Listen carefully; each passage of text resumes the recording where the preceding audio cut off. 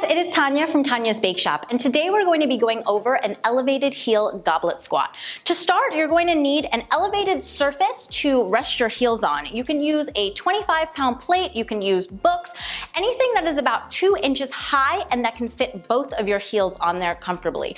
I have a Bosu ball because I like to use the edge of the Bosu balls, and then for weights, you can hold 1 dumbbell or 1 plate racked on your chest right in the center. To start out, you're going to put both of your heels on top of your elevated surface. You want there to be about 1 inch in between both of your heels, and then your toes are going to be pointing outwards.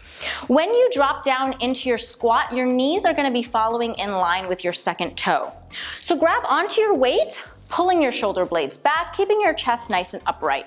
You want your core to be tight, back straight, and then you're gonna bend your knees following in line with the second toe, dropping your butt all the way down to the ground. Then pushing off your heels, standing right back up.